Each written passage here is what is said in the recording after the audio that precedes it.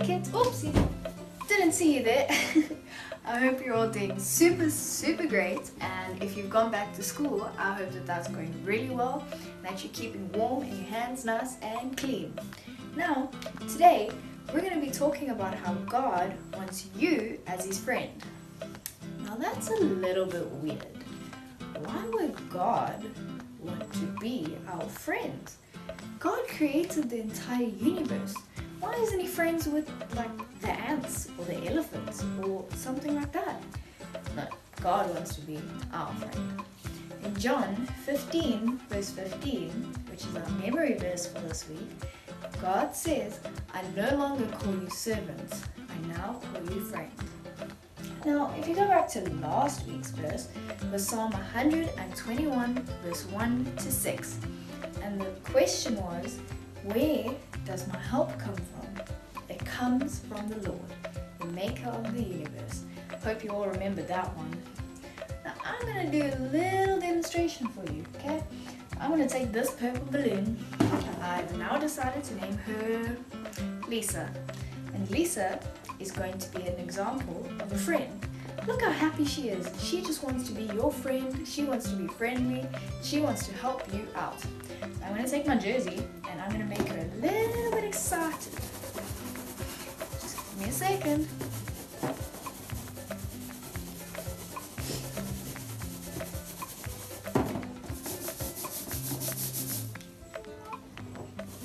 Now Lisa is going to try and make some friends. Let's see what happens. She's caught some. Did you notice that some of them are falling off? Did you notice that not all of them were picked up? Now, kids, I want you to understand, not everyone you meet is going to be your friend. You're going to meet the person that's working in spa and you're going to say, hey, and ask her how her day was. But you're not going to know what her name is or anything like that. Is she really your friend? Or maybe you're going to drive past that one person who's playing your favorite song in the car. And you're going to dance and you're going to jive. And they're going to see you dancing and jiving and dance with you. Are they your friend? Did you even talk to them? No, not everyone's destined to be your friend. And you know, sometimes your friends, they'll fall off.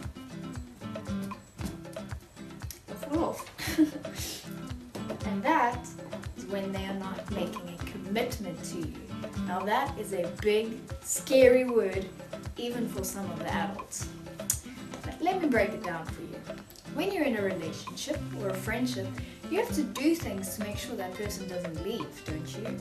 You can't just walk in one day and say to your mom, you know, I really don't like you. Because your mom, firstly, is going to get angry. And secondly, she's not going to want to be your friend. There's some things in a relationship that you have to do to make it better and to make it good for both of you. These are your commitments. Do you think if God wants to be your friend, that you don't have any commitments to make to him? Think about that one for a second. I think we have a few commitments we have to make to God.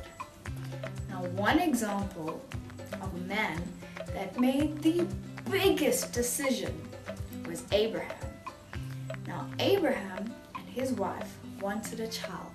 All their life, they tried to have a child, but they couldn't. Something was wrong and they just couldn't have a child. So what did they do? They prayed and they asked God and they said, Lord, please, we really want a child. And you know what he did? He gave them a little boy. His name was Isaac. Now one day, God said to Abraham, Abraham, remember that child I gave you? So I kind of want you to sacrifice him for me. Now, as you can imagine, Abraham wasn't very happy about this. But he trusted God and he knew that God would pull through. He had the faith that God would make sure that Isaac was alright. So he told Isaac, he said, Isaac, my boy, God's told me to do this thing for you. I have to sacrifice you. Isaac knew what he was doing, and he knew and trusted that God would pull through. Just like Jesus, when Jesus was sacrificed. Did you know? Now Isaac was a miracle child. He wasn't supposed to happen. Jesus was also a miracle child. He also wasn't supposed to happen. There's a few more things that sound a little bit familiar in this story. On the third day, after Jesus was sacrificed, he was risen again, and he could walk and he could talk. With Isaac, on the third day, he was also risen. God made him alive again. Isn't that incredible? This is a miracle, the second miracle of Isaac's life. Abraham helped Isaac to where he was going to be sacrificed, the same way that God took Jesus to his sacrifice point. Now, I want you to think, if you had to take your favorite animal and you had to sacrifice them for God, how would you feel? Sure, you wouldn't feel very nice. Sure, Abraham and his wife weren't feeling very nice either. But you know what? Abraham then understood what God had to go through when Jesus was going through it as well. He understood how hard it was for God to kill his one and only son so that the rest of humanity wouldn't have to worry about their sins, so that you and me wouldn't have to worry about our sins. Isn't that absolutely crazy? Imagine you have to kill your animal. It's a crazy, crazy story. But Abraham understood. And you know what? He made a commitment to God and he followed his commitment with God. And you know what God said to him? He said, Abraham, you are my friend. And Abraham understood.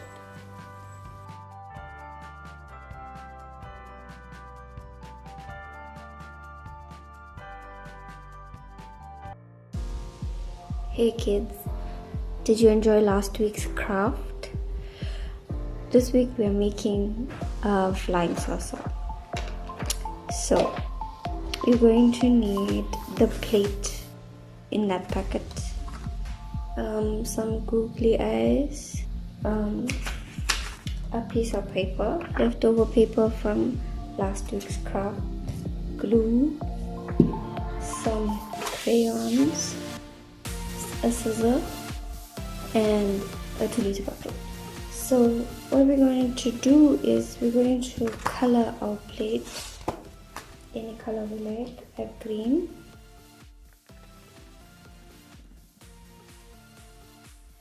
I'm coloring on this side because it's easier to color the brown side of the plate.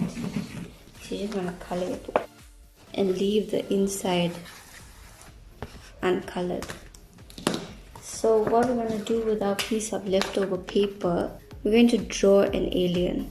It can be however you want it to be. Okay, so I don't know if you can see, that's my alien, and we need to make a triangle in the bottom, okay, like that. I'm going to cut my alien out. If you can't cut it by yourself, get someone to help you cut it.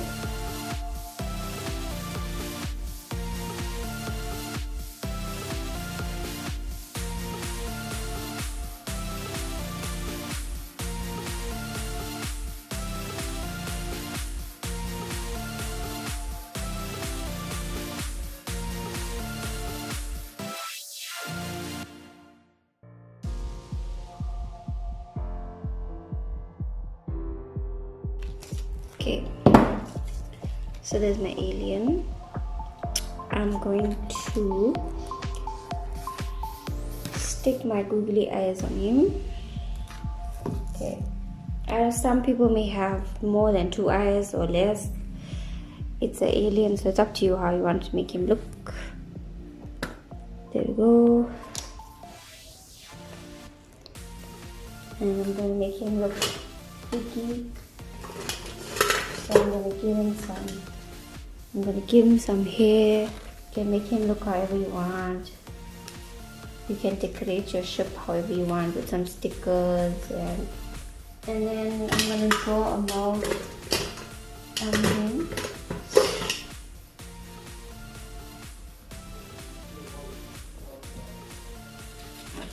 There we go. Okay, so now I'm going to fold that little triangle piece like that, and I'm going to stick it and put some glue on this part here on the triangle. Okay, and then I'm going to stick it on my plate. There we go. So he's standing. Now we're gonna let that dry. Make sure it dries properly. Okay, so we're going to take our 2-liter bottle and we're going to cut it here. So you can get somebody to help you with that.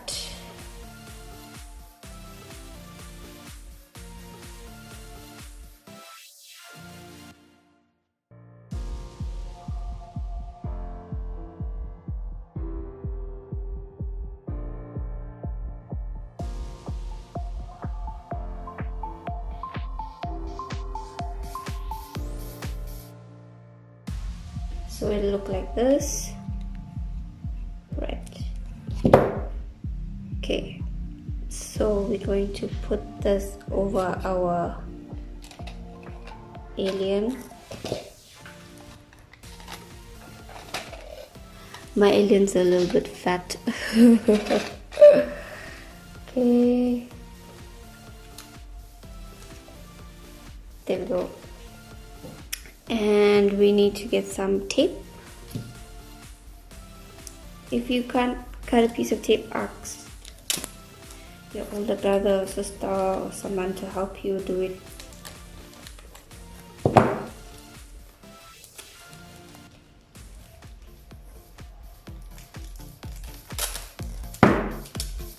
we go. And I'm going to stick it. So you're going to fold the tape and stick it on the edge like that. I'm gonna cut another piece. There we go. Fold it like this and then stick it on the edge. And there we go. We have a flying saucer with the alien in it. Woo!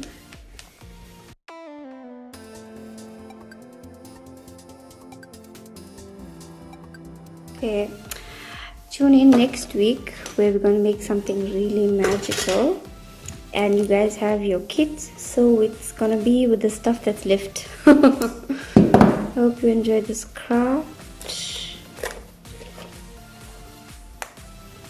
Bye.